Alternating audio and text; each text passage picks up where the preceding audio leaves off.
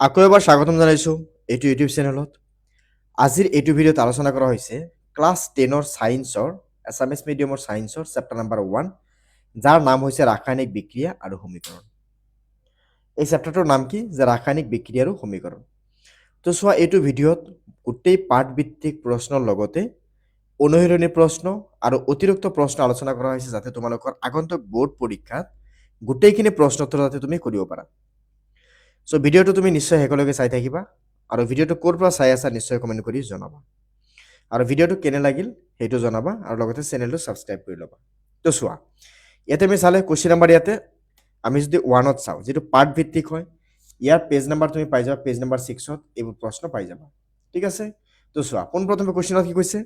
বায়ুৰ দহনৰ আগতে, বায়ুৰ দহনৰ আগতে মেগনেছিয়ামৰ ফিটা এডাল পৰিষ্কাৰ কৰি ল'ব লাগে কিয়? যে মেগনেছিয়ামৰ ফিটা বায়ুত দহন কৰাৰ আগতে ভালদৰে পৰিষ্কাৰ কৰা উচিত, কাৰণ বায়ুৰ পৰিৱেশত উৎপন্ন হৈ থকা মেগনেছিয়াম কাৰ্বনেট জুই জ্বলাত বাধা দিয়ে আৰু ইয়ে ৰাসায়নিক বিক্ৰিয়া গতি কমাই দিয়ে। ঠিক আছে? তাৰমানে 2mg + O2 = mgO। এতিয়া 2 নম্বৰ কি কৈছে? তলৰ ৰাসায়নিক সমীকৰণবোৰ সন্তলিত সমীকৰণত লিখা। যে hydrogen plus chlorine, hydrogen chloride. তো ইয়াতে কি লিখিবা? ইয়াতে হাইড্ৰজেনৰ ঠাইত কি লিখিবা? H + Cl। যে H + Cl, এইটো গৈ কেনে কি হ'ব? HCl লিখি দিলে হৈ যাব। এতিয়া 2 নম্বৰত কি আছে? Barium chloride, aluminium sulphate. যে barium sulphate plus aluminium chloride হৈ যায়। তো ইয়াতে লিখি দিব পাৰা যে barium chloride plus aluminium sulphate কি হ'ল? বিক্ৰিয়াৰ পিছত barium sulphate plus aluminium chloride. ইয়াতে বেৰিয়াম, ইয়াতে ক্লৰাইডৰ ইয়াতে কি 2 লিখিবা, এলুমিনিয়ামৰ ইয়াতে 2 লিখিবা, SO4 3 লিখিবা আৰু BaSO4 আৰু AlCl3 লিখিবা। তাৰ মানে ৰাসায়নিক বিক্ৰিয়াৰ আগত আৰু বিক্ৰিয়াৰ পিছত মৌলৰ সংখ্যা সদায় সমান থাকে। ইয়াতে চোৱা, বেৰিয়াম এটা আছে, ইয়াতে বেৰিয়াম এটা আছে, ইয়াতে ক্লৰিন দুটা আছে, ইয়াতে ক্লৰিন তিনিটা আছে। ঠিক আছে? ইয়াতে তিনিটা আছে, চোৱা, ইয়াতে ক্লৰিন তিনিটা দেখা পাইছা তুমি। কিন্তু চাবা এটা বস্তু, ইয়াতে কি আছে? এলুমিনিয়াম কি আছে? ইয়াতে দুটা আছে, ইয়াতে এলুমিনিয়াম কি আছে? এটা আছে। ইয়াতে কি কৰা হৈছে? SO4 3 লিখা হৈছে। ইয়াতে কি আছে? ইয়াতে সালফেট কেইটা আছে? ইয়াতে 4টা আৰু ইয়াতে কেইটা আছে? 4টা আছে। ঠিক আছে? ইয়াতে কি কৰিব দিছিল? যে তলৰ ৰাসায়নিক বিক্ৰিয়াবোৰ সন্তলিত সমীকৰণ লিখা। ঠিক আছে? এতিয়া চোৱা, নেক্সট কি আছে? যদি আমি ইয়াতে চাওঁ, এতিয়া সোডিয়াম প্লাছ পানী, এইটো কি হ'ব? Sodium hydroxide plus hydrogen. Sodium hydroxide plus hydrogen. ইয়াতে লিখা হৈছে 2Na 2H2 2 hydrogen, sodium hydroxide আৰু 2 হাইড্ৰজেন। ঠিক আছে? এই গোটেইখিনি বস্তু আমি চালোঁ। এতিয়া নেক্সট চাম, তলত কি কৈছে? যে তলৰ বিক্ৰিয়াবোৰৰ বাবে অৱস্থা চিহ্ন সহ একোটা সন্তলিত ৰাসায়নিক সমীকৰণ লিখা। যে বেৰিয়াম ক্লৰাইড আৰু সোডিয়াম ছালফেটৰ জলীয় দ্ৰৱৰ মাজত বিক্ৰিয়া ঘটি অদ্ৰব্য বেৰিয়াম ছালফেট আৰু সোডিয়াম ক্লৰাইডৰ দ্ৰব্যৰ প্ৰস্তুত হয়। সোডিয়াম হাইড্ৰক্সাইডৰ দ্ৰব্য পানীত হাইড্ৰক্লৰিকৰ এচিডৰ দ্ৰব্যৰ সৈতে বিক্ৰিয়া কৰি সোডিয়াম হাইড্ৰক্লৰাইড আৰু পানী উৎপন্ন হয়। ইয়াৰ বাবে বিক্ৰিয়াবোৰ লিখিব লাগে। তো প্ৰথমটো কি আছিল? যে বেৰিলিয়াম ক্লৰাইড। ইয়াতে কি হৈছে? বেৰিলিয়াম ক্লৰাইড আৰু সোডিয়াম ছালফেট, তাৰমানে Na2SO4। এই দুটা যদি বিক্ৰিয়া হয়, কি হয়? বেৰিয়াম ছালফেট, তো BaSO4 আৰু সোডিয়াম ক্লৰাইড মানে NaCl। সোডিয়াম হাইড্ৰক্সাইডৰ দ্ৰব্য পানীত হাইড্ৰক্লৰিক এচিডৰ দ্ৰব্যৰ সৈতে বিক্ৰিয়া কৰি সোডিয়াম ক্লৰাইডৰ দ্ৰব্য আৰু পানী উৎপন্ন কৰে। তো সোডিয়াম হাইড্ৰক্সাইড মানে কি আছিল? NaOH। হাইড্ৰক্লৰিক এচিড মানে কি আছিল? HCl। বিক্ৰিয়া কৰে কি হয়? সোডিয়াম ক্লোৰাইড মানে NaCl আৰু পানী মানে কি? H2। এটা পদাৰ্থ X দ্ৰৱকৰ বগা ৰং সানিবলৈ হোৱাইট ৱাশ্বিং ব্যৱহাৰ কৰা হয় কিয়? যে চোৱা, পদাৰ্থ X নাম আৰু সংকেত লিখা, পদাৰ্থ Xৰ কৰা বিক্ৰিয়াটো লিখা। মানে কোনটো পদাৰ্থ ব্যৱহাৰ কৰা সেইটো লিখিব দিয়া হৈছে। যে X হ'ল কি আছিল? যে কলিচন বা কুইক লাইম বুলি কোৱা হয় যাক। ই ঘৰৰ ৰং কৰাৰ কাৰণে ব্যৱহাৰ হয়, যাৰ সংকেত হৈছে CaO। CaO প্লাছ পানী, এইটো কি হয়? CaOH2, মানে পুৰা চূণ হৈ যায়। এতিয়া চোৱা 2 নম্বৰ কুৱেশ্যনত কি কৈছিল এতিয়া যদি চোৱা 2 নম্বৰ কুৱেশ্যন এইখিনি কুৱেশ্যন তোমালোকৰ পেজ নম্বৰ কিমান আছে এইটো কুৱেশ্যন নেক্সট তোমালোকে চাব পাৰা পেজ নম্বৰ আছে এইটো 10ত এতিয়া ইয়াতে আমি চাওঁ যে কাৰ্যকলাপ 1.7ত তোমালোকে চাব পাৰা কাৰ্যকলাপ 1.7ত এটা পৰীক্ষানলত সংগ্ৰহ কৰা গেছৰ পৰিমাণ আনটো পৰীক্ষানলত সংগ্ৰহ কৰা গেছৰ পৰিমাণৰ দুগুণ কিয় এই গেছটোৰ নাম লিখা যেতিয়া হাইড্ৰজেন আৰু অক্সিজেন 2:1 অনুপাতত মিলিত হয় তেতিয়া পানী উৎপন্ন হয় অৰ্থাৎ পানীৰ অণুত দুটা হাইড্ৰজেনৰ পৰমাণুৰ লগত অক্সিজেনৰ পৰমাণু সংযুক্ত হৈ আছে বা সংযুক্ত আছে সেইবাবে পানীৰ সংকেত H2O প্ৰথমে গেছটোত হাইড্ৰজেন আৰু দ্বিতীয় গেছটোত অক্সিজেন তাৰপিছত চাবা নেক্সট আছে তোমালোকৰ পাঠ্যপুথিৰ পেজ নাম্বাৰ তোমালোকে পাবা পেজ নাম্বাৰ হৈছে 13 যে লোৰ গজাল এটা ডুবাই ৰাখিলে কপাৰ সালফেটৰ দ্ৰব্য এটাৰ ৰঙৰ পৰিৱৰ্তন ঘটে কিয় যে কপাৰ সালফেটৰ দ্ৰৱৰ বৰণ নীলা এই দ্ৰৱত এটা লোৰ গজাল ডুবালে নীলা বৰ্ণৰ পৰিৱৰ্তন ঘটে লো তামাতকৈ অধিক সক্ৰিয় হোৱা বাবে ই তামক অপহৰণ কৰি ফেৰাছ সালফেট আৰু তাম উৎপন্ন কৰে এসো আয়রন প্লাস এতে কি আছে কপার সালফেট এটা কি হয় আয়রন সালফেট প্লাস কপার হয়ে যায় নাম্বার 2 কি হইছে যে কার্যকলাপ 1.10 বিক্রিয়ার বাহিৰত আন এটা দ্বিঅপহরণ বিক্রিয়ার উদাহরণ দিয়া এতে কি আছে পিবি মানে কি আছে lead NO3 তার মানে lead nitrate plus hydrochloric acid এটো বিক্রিয়ার পিছত কি হবো lead chloride plus nitric acid মানে 2HNO3 এতিয়া চোৱা নেক্সট কি আছে 3 নম্বৰত যে তলৰ বিক্ৰিয়াকেইটাৰ জাৰিত আৰু বিজাৰিত হোৱা পদাৰ্থসমূহ উল্লেখ কৰা যে ইয়াতে কি আছিল পোনপ্ৰথমে যে 4Na সলিড অৱস্থাত আছিল অক্সিজেন গেছীয় অৱস্থাত আছিল কি হৈছে Na2O তাৰ মানে সোডিয়াম ধাতুক জাৰিত হৈছে আৰু অক্সিজেন বিজাৰিত হৈছে সোডিয়াম ধাতুটো জাৰিত হৈছে অক্সিজেন বিজাৰিত হৈছে নেক্সট কি আছে CuO মানে কপাৰ অক্সাইড আৰু ইয়াতে কি আছে H2 মানে হাইড্ৰজেন গেছ এতে কি হইছে কপাৰ আৰ হাইড্ৰোজেন হয়ে গেছে এটা চোৱা কপাৰ হাইড্ৰোজেন বিজাৰিত হই কপাৰ আৰ হাইড্ৰোজেন এতে কি হইছে গঠিত হইছে তুমি এটো বস্তু চোৱা এতে কি আছিল এই দুটা বস্তুৰ কি হইছে এটা বস্তু আনটো বস্তুৰ লগত সেপাৰেট হৈ গৈছে মানে এটা ভাঙি গৈছে কিন্তু ইয়াতে কি হইছে একলগ হইছে দুটা মিলি একলগ হইছে এতে দুটা আছিল দুটা হইছে কিন্তু ইয়াৰ পৰা কি চোৱা অক্সিজেনটো এই হাইড্ৰোজেনত গুছি গৈছে এতিয়া নেক্সট চোৱা নাম্বাৰ 1 আকৌ এই নাম্বাৰ 1 যেটো আছে এইখিনি কি আছে যে এইখিনি হৈছে আমাৰ পাঠৰ অনুশীলনীৰ প্ৰশ্ন তো পোনপ্ৰথমে যদি চোৱা অনুশীলনীৰ পোনপ্ৰথম প্ৰশ্নটো কি কৈছে যে তলৰ বিক্ৰিয়াবোৰৰ উক্তিসমূহ লিখা উক্তিসমূহৰ কোনটো অশুদ্ধ যেটো কি আছে যে lead অক্সাইড প্লাস কার্বন এতে কি আছে lead প্লাস কার্বন ডাই অক্সাইড যে lead বিজারিত হৈছে যে কার্বন ডাই অক্সাইড জারিত হৈছে যে কার্বন জারিত হৈছে নে lead অক্সাইড বিজারিত হৈছে ইয়াৰ শুদ্ধ উত্তৰ কি যে ইয়াৰ lead বিজাৰিত হৈছে মানে lead তো চোৱা ইয়াতে leadৰ লগত অক্সিজেন আছিল এটা অক্সিজেন গুছি গৈছে আৰু লগতে কি হৈছে আৰু ইয়াতে কাৰ্বন ডাই অক্সাইড জাৰিত হৈছে কাৰ্বন ডাই অক্সাইডটো কি হৈছে এটো পৰা এটো কাৰ্বন ডাই অক্সাইড সেপাৰেট হৈ গ'ল নতুনকৈ হৈছে কাৰ্বন ডাই অক্সাইড ওকে এতিয়া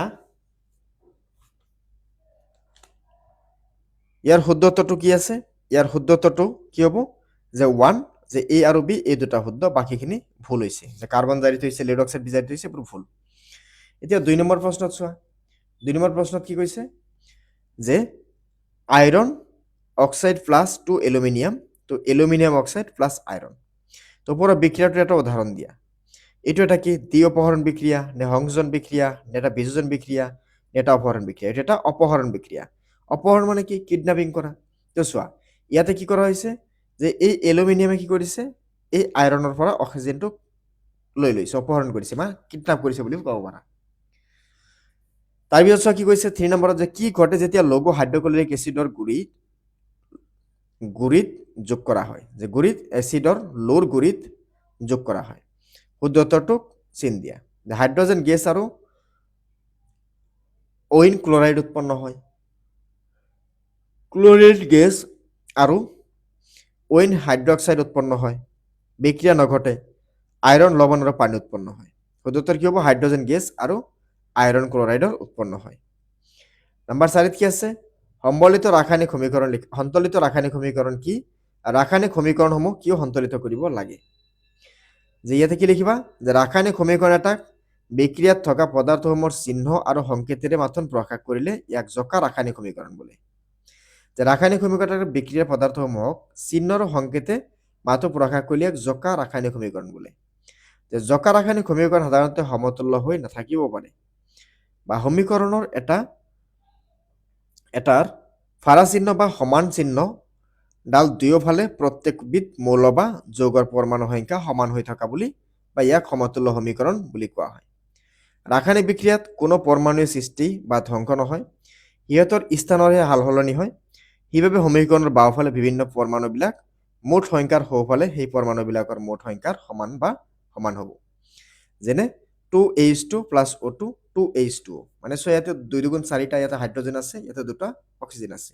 তো এই দুয়োৰ লগতে এই অক্সিজেন কেইটা হৈ যাব, ইনটু কৰিলে 2টা অক্সিজেন হৈ যাব। ওপৰৰ সমীকৰণটোত হাইড্ৰজেনৰ পৰমাণুৰ সংখ্যা সমান, চিহ্নৰ দুয়োফালে একে, তেনেদৰে অক্সিজেনৰ পৰমাণুৰ সংখ্যাও একে। নম্বৰ 5ত কি আছে? নম্বৰ 5ত আছে যে তলৰ উক্তিসমূহ ৰাসায়নিক সমীকৰণ ৰূপত লিখা আৰু সন্তৰণ কৰা। যে হাইড্ৰজেন গেছে নাইট্ৰজেনৰ লগত লগ হৈ এমনিয়া প্ৰস্তুত কৰে। ইয়াতে লিখি দিয়া, ইয়াতে কি কৈছিল? ইয়াতে এই নম্বৰত কি কৈছিল? যে হাইড্ৰজেন গেছে নাইট্ৰজেনৰ সৈতে লগ হৈ এমনিয়া প্ৰস্তুত কৰে। ইয়াতে 3, ইয়াতে কি লিখিবা? 3 হাইড্ৰজেন প্লাছ এমনিয়া, এইটো এন নহয়, এইটো এইচ হ'ব, এইটো এইচ নহয়, এইটো এন হ'ব। এইটো ভালকে চাবা। তেতিয়াহ'লে কি হৈ যাব? 3 দুগুণে 6টা কি হৈ যাব? হাইড্ৰজেন। তো ইয়াতে 2 আৰু ইয়াতে হাইড্ৰজেনৰ লগত কিমান আছে? 3, 2 3 গুণে 6, আৰু ইয়াতে এন, 2 লগত এন পূৰণ কৰিলে কি হ'ব? 2 এন। মানে ইয়াতে আমাৰ কি আহিব? ইয়াতে নাইট্ৰজেন আহিব 2টা। এতিয়া চোৱা, নেক্সট আছে কি? হাইড্ৰজেন ছালফাইড বায়ুত দাহিত হৈ পানী আৰু ছালফাৰৰ ডাইঅক্সাইড উৎপন্ন কৰে। ইয়াতে কি আছে? H2S, মানে ইয়াতে কি কৈছিল? Hydrogen sulphide. তো সেই H2S, তেতিয়া ইয়াত H2S প্লাছ 3O2, O2 মানে কি? অক্সিজেনৰ লগত বিক্ৰিয়া কৰি পানী উৎপন্ন কৰে আৰু ছালফাইড উৎপন্ন কৰে বুলি কৈছিল। ঠিক আছে,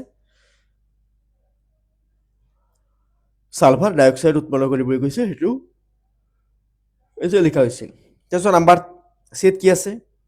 যে বেৰিয়াম ক্লৰাইড এলুমিনিয়াম ছালফেটৰ সৈতে বিক্ৰিয়া কৰিলে, যে বেৰিয়াম ক্লৰাইড এলুমিনিয়াম ছালফেটৰ সৈতে বিক্ৰিয়া কৰিলে কি হ'ব? বিক্ৰিয়া কৰিলে এলুমিনিয়াম ক্লৰাইড আৰু বেৰিয়াম ছালফেটৰ পদক্ষেপ ওলাব। তো সেই এলুমিনিয়াম ক্লৰাইড আৰু বেৰিয়াম ছালফেট উৎপন্ন হৈছে বুলি দেখুওৱা হৈছে। নাম্বাৰ ডিত কি আছে? পটাছিয়াম ধাতুৱে পানীৰ সৈতে বিক্ৰিয়া কৰি পটাছিয়াম হাইড্ৰক্সাইড আৰু হাইড্ৰজেন গেছ উৎপন্ন কৰে। তো ইয়াতে পটাছিয়াম প্লাছ পানী, তো দুটাক লগ কৰাৰ লগে লগে বা দুটাক একলগ কৰিলে কি হ'ব? পটাছিয়াম হাইড্ৰক্সাইড আৰু H2 গেছ, মানে হাইড্ৰজেন গেছ। এতিয়া চোৱা নাম্বাৰ 6ত কি আছে? নাম্বাৰ 6ত কি আছে? তলৰ ৰাসায়নিক সমীকৰণবোৰ সন্তৰণ কৰা। তো সন্তৰণ কৰিব মানে তুমি এই ৰাসায়নিক সমীকৰণটোৰ বিক্ৰিয়াৰ আগত আৰু বিক্ৰিয়াৰ পিছত মৌলৰ সংখ্যা সমান হ'ব লাগিব। তো চোৱা, ইয়াতে এটা কাম কৰিবা, ইয়াতে যেতিয়া 2 মাল্টিপল কৰি দিয়া, প্ৰথমে কি আছিল? ইয়াতে HNO3 আছিল। এতিয়া চোৱা, HNO3 আছিল, ইয়াতে কেলছিয়াম আছিল, ইয়াতে কেলছিয়াম অক্সাইড আছিল, ইয়াতে কেলছিয়াম নাইট্ৰক্সাইড আছে, আৰু ইয়াতে পানী আছে। তো প্ৰথমে চাব লাগিব, এইটো চোৱা, প্ৰথমে যদি তুমি চাব বিচাৰা যে এই গোটেইখিনি ফাৰ্ষ্টত চোৱা যে সন্তুলিত হৈ আছে না নাই। ইয়াতে হাইড্ৰজেন কেইটা আছে? এটা। ইয়াতে হাইড্ৰজেন আছে 2টা, ইয়াতে হাইড্ৰজেন 2টা মিলি আছে। ইয়াতে নাইট্ৰজেন কেইটা? এটা। ইয়াতে নাইট্ৰজেন কেইটা হৈ আছে? 3টা হৈ আছে, তো মিলা নাই। তো সেয়ে চোৱা, ইয়াৰ আগতে এটা 2 পূৰণ কৰা হৈছে। এতিয়া 2 পূৰণ কৰিলে তুমি চাব পাৰা যে 2টা হাইড্ৰজেন, 2টা নাইট্ৰজেন, 2 3 গুণ 6টা অক্সিজেন। ইয়াতে যদি কেলছিয়াম আৰু অক্সাইড চোৱা, 2টা অক্সিজেন, 2টা হাইড্ৰজেন। তো তেতিয়াহ'লে হাইড্ৰজেন কেইটা হ'ল? 2টা, আৰু ইয়াতে 2টা, 4টা। ঠিক আছে, আৰু ইয়াতে কেইটা? 2 2 গুণ 4, 8টা। এতিয়া ইয়াতে কেইটা আছিল? 2টা, ইয়াতে কেইটা আছিল? 2টা। তো সোঁফালে চোৱা, সোঁফালে ইয়াতে 2 2 গুণ 4, 8, 4টা, তো মিলি গ'ল। এতিয়া নাইট্ৰজেন চোৱা, এতিয়া নাইট্ৰজেন এটা আছে, ইয়াতে 2ৰ লগত পূৰণ কৰা হৈছে, তাৰ মানে 2টা হৈ গ'ল। আৰু এইটো লেন্থ কোনো নাইট্ৰজেন নাই, নাইট্ৰজেন 2টা, এইটো বাহিৰত 2 আছে, ইয়াতে এন আছে, তো হৈ গ'ল 2টা নাইট্ৰজেন। আৰু অক্সিজেন আছে ইয়াতে 3, আৰু ইয়াতে 2, মানে 3 2 গুণে 6টা, আৰু ইয়াতে আছে 2 আর 1 গুণ 2টা, 6টা আর 2টা 8টা। ইয়াতে আছে অক্সিজেন, এই দুটাত আছে কেইটা? 3 2 গুণে 6টা, আৰু ইয়াতে আছে অক্সিজেন কেইটা? 2, আৰু অক্সিজেন কেইটা? তেতিয়াহ'লে 2টা, তো মিলি গ'ল 6টা। তো এনেকৈ গোটেইকেইটা তুমি চাব পাৰা বিক্ৰিয়াৰ আগত আৰু বিক্ৰিয়াৰ পিছত গোটেইকেইটা কি হ'ব? মৌল সংখ্যা সমান হ'ব। এতিয়া চোৱা 7 নম্বৰ প্ৰশ্নত কি কৈছে? তলৰ বিক্ৰিয়াবোৰ সন্তুলিত ৰাসায়নিক সমীকৰণবোৰ লিখা। তো ৰাসায়নিক সমীকৰণ লিখিব লাগে যে calcium hydroxide plus carbon dioxide plus calcium carbonate plus পানী। तो लिखिए calcium hydroxide plus calcium plus carbon dioxide. तो कैल्शियम क्या होगा কি হ'ব कैल्शियम এটা চোৱা কাৰ্বনেট আৰু লগতে कैल्शियम কাৰ্বনেট লগতে পানী। বি নম্বৰ কি আছে zinc plus nitrate zinc nitrate plus silver. তেতিয়া জিংক প্লাছ নাইট্ৰেট তো বিক্ৰিয়াৰ পিছত কি হ'ব zinc nitrate plus aqua gas okay sorry AgS এইটো Ag মানে কি আছিল সিলভাৰ আহি যাব। তাৰপিছত কি আছে সি নম্বৰত aluminium plus copper chloride aluminium chloride plus copper. এতিয়া চোৱা এলুমিনিয়াম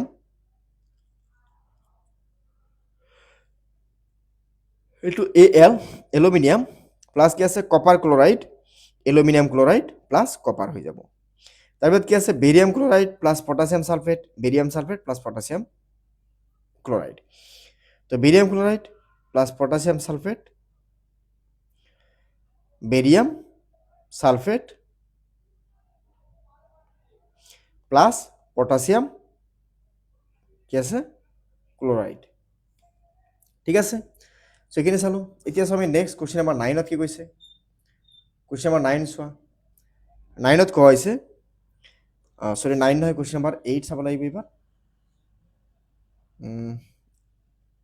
8 চাব লাগিব যে তলত দিয়াবোৰৰ বাবে সন্তুলিত ৰাসায়নিক সমীকৰণ লিখা আৰু প্ৰতিটোৰ কোনটো প্ৰকাৰৰ বিষয় প্ৰকাৰৰ বিভক্ত কৰা। যে potassium bromide plus barium iodide plus potassium iodide plus barium bromide. তো চোৱা ইয়াতে পটাছিয়াম কি আছিল ব্ৰমাইড প্লাছ বেৰিয়াম প্লাছ কি আছে প্লাছ বেৰিয়াম আয়োডাইড। তো বেৰিয়াম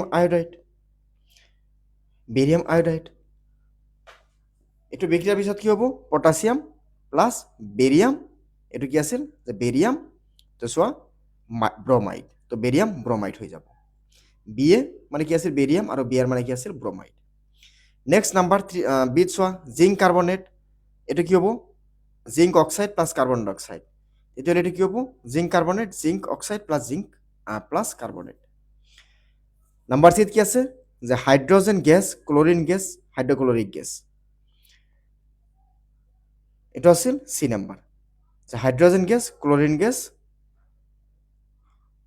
হাইড্ৰক্লৰিক গেছ। তাৰপিছত কি আছে 4 নম্বৰত মেগনেছিয়াম প্লাছ হাইড্ৰক্সাইড বিক্ৰিয়াৰ পিছত কি হ'ব মেগনেছিয়াম ক্লৰাইড আৰু হাইড্ৰজেন। তো ইয়াতে দেখো ইয়াতে চাব পাৰা মেগনেছিয়াম প্লাছ 2 হাইড্ৰক্লৰিক এচিড বিক্ৰিয়াৰ পিছত কি হৈছে মেগনেছিয়াম ক্লৰাইড প্লাছ হাইড্ৰজেন। ঠিক আছে এতিয়া চাম আমি next question number 9 question number 9ত কি কৈছে যে তাপবৰ্জী আৰু তাপগ্ৰাহী বিক্ৰিয়া দুটা বুলিলে কি বুজা উদাহৰণ দিয়া। যে তাপবৰ্জী যোনে তাপ এৰি দিয়ে আৰু তাপগ্ৰাহী যোনে তাপ গ্ৰহণ কৰে।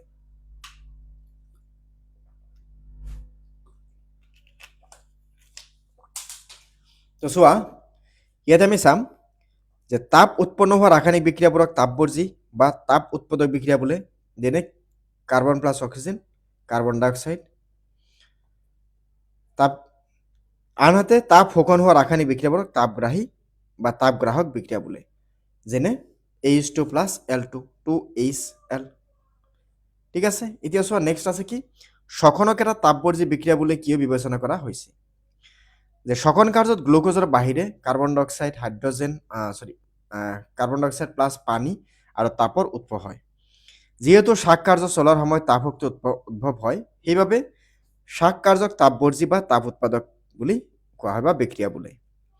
যে বিয়োজন বিক্ৰিয়াক সংযোজন বিক্ৰিয়াৰ বিপৰীত বোলা হয় কিয় এইসমূহৰ বিক্ৰিয়াৰ বাবে সমীকৰণ লিখা।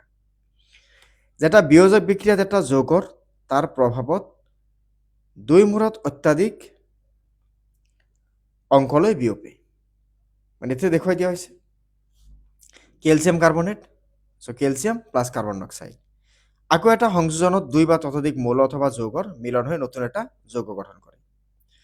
যে calcium carbon dioxide plus calcium oxide calcium carbonate plus ইয়াতে দিয়া আছে কি আছে এইটো সালফেট প্লাছ অক্সিজেন ইয়াতে সালফেট হৈ আছে।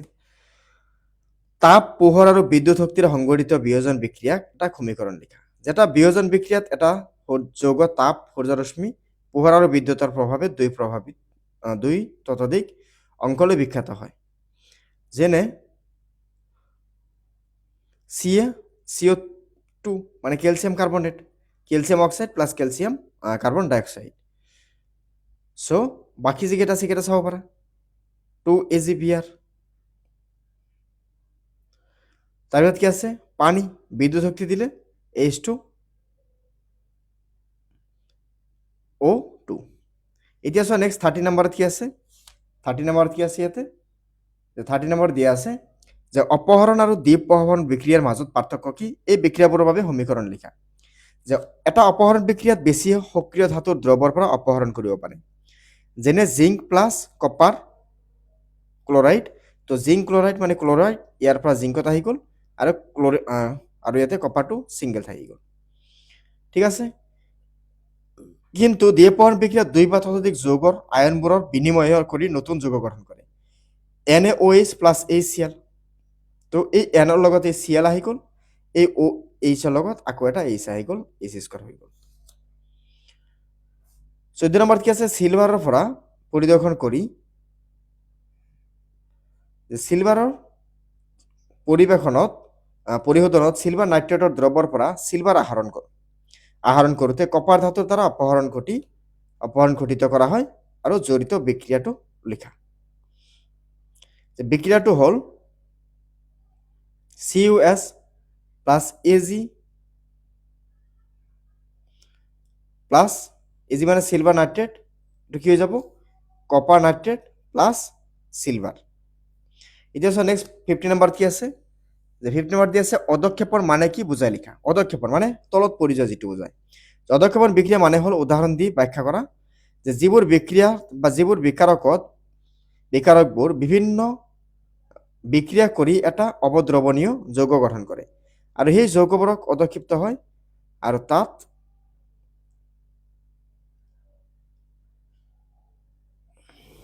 তাক অদক্ষেপ বিক্ৰিয়া বুলি কোৱা হয়। এইটো দেখুৱাই দিয়া হৈছে, তোমালোকে এইটো চাব পাৰা। এইটো চোৱা নেক্সট কি আছে? 16 নম্বৰত অক্সিজেন লাভ আৰু হেৰুৱা সংজ্ঞাৰে তলৰ পদাৰ্থসমূহ দুটা উদাহৰণ দিয়া। যে এটা হৈছে ৰণ, এটা হৈছে জাৰণ, এটা হৈছে বিজাৰণ। ৰণ নহয়, এটা জাৰণ, এটা বিজাৰণ। তাৰপিছত চোৱা নেক্সট 17 নম্বৰত কি আছে? এটা উজ্জ্বল মুগা ৰঙৰ এক্সক মানে এক্স এটা মৌল বায়ুত গৰম কৰাত কলা ৰং হৈ পৰিল। মৌল এক্স আৰু উৎপন্ন হোৱা কলা ৰঙৰ যৌগটোৰ নাম লিখা। যে এক্স হ'ল তাম্ৰিদ্য ধাতু বা কপাৰ, ই বায়ুত জাৰিত হৈ কপাৰ অক্সাইড বা CuO গঠন কৰে, যাৰ বৰণ কলা। যে 2Cu প্লাছ O2 তাপ Cu2। লোৰ বস্তুৰ ডাঙত ৰঙৰ প্ৰলেপ দিয়া হয় কিয়? যে লোৰ নিৰ্মিত বস্তু এটাৰ ওপৰত ৰঙৰ প্ৰলেপ দি মামৰ ধৰাৰ পৰা ৰক্ষা কৰিব পাৰি।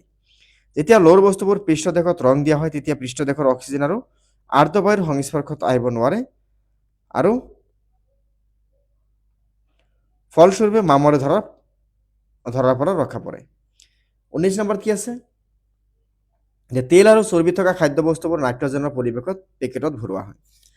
যে তেল আৰু চৰ্বিযুক্ত খাদ্য সামগ্ৰীসমূহ নাইট্ৰজেন গেছৰ মাধ্যমেৰে পেকেটত ভৰোৱা হয়, কাৰণ বায়ুৰ পৰিৱেশত তেল আৰু চৰ্বিযুক্ত খাদ্য জাৰিত হৈ পচা আৰু দুৰ্গন্ধ নিৰ্গত হয়। নাইট্ৰজেন গেছৰ পৰিৱেশত পেকেট ভৰোৱা খাদ্যবস্তুৰ অক্সিজেন সংস্পৰ্শত আহিব নোৱাৰে আৰু ই জাৰিত হ'ব নোৱাৰে। গতিকে খাদ্যবস্তু ভালে খাদ্য সামগ্ৰী শীতল যন্ত্ৰত ৰখাৰ ফলত আৰু চেঁচা থাকে, চেঁচা বস্তুৰ জাৰণৰ হাৰ হ্ৰাস আৰু খাদ্যবস্তু বেছি সময়লৈ ভালে থাকে। এতিয়া চোৱা 20 নম্বৰত কি কৈছে? যে উদাহৰণেৰে সৈতে পদাৰ্থ দুটা বা তলৰ পদসমূহ বুজাই লিখা। ক্ষয় ভৱন। যে কিছুমান ধাতু অতি সক্ৰিয়, এই ধাতুবোৰ বায়ু বা পানীৰ জলীয় ভাৱৰ সংস্পৰ্শত আহিলে এই বায়ুৰ অক্সিজেন কাৰ্বন ডাই অক্সাইডৰ জলীয় ভাৱৰ লগত ৰাসায়নিক বিক্ৰিয়া ঘটি ধাতুৰ যৌগ ৰূপান্তৰিত হয়। ইয়াত ধাতুৰ ক্ষয় ভৱন বোলে। খোলা ঠাই এটাৰ টুকুৰাত লৈ সেই লোৰ টুকুৰাটোত মামৰ ধৰে। এই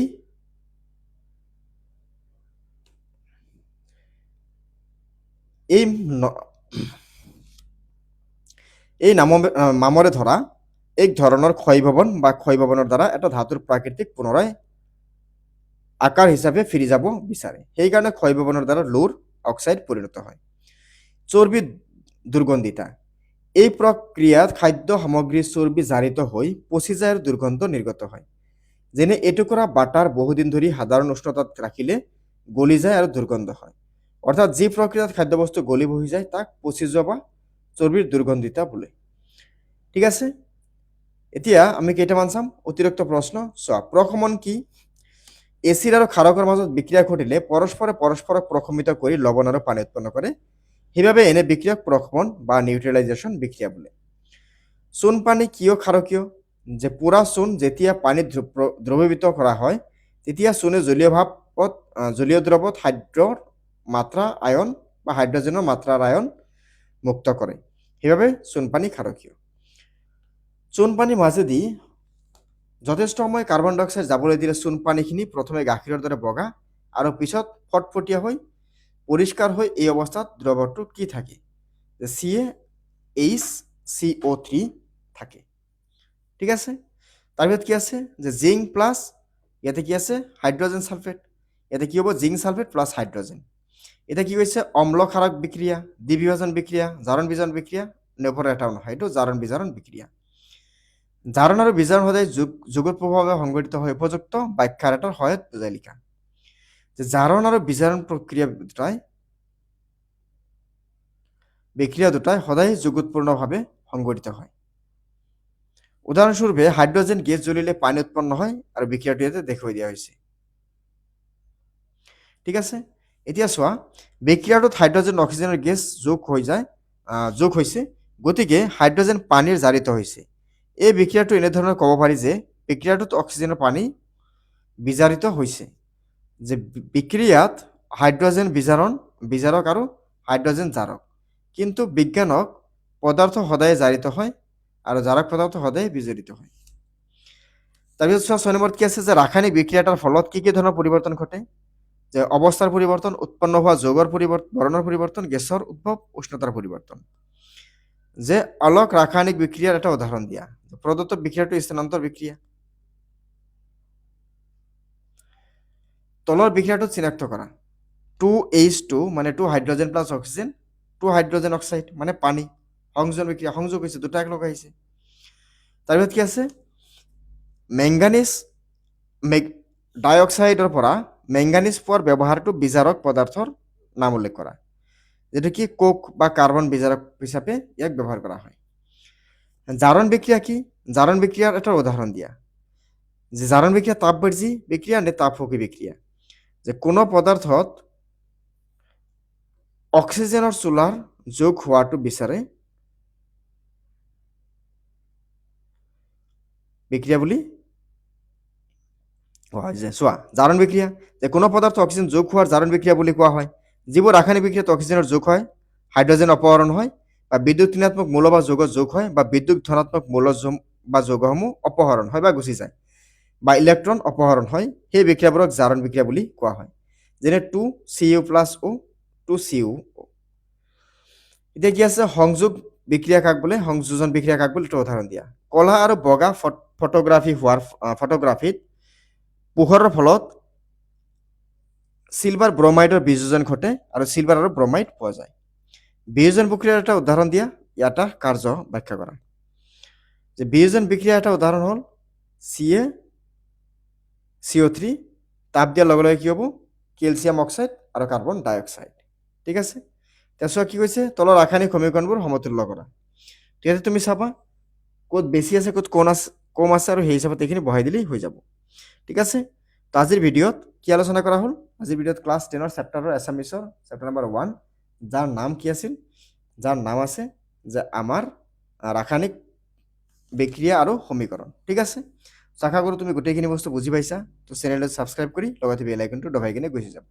ঠিক আছে, ধন্যবাদ।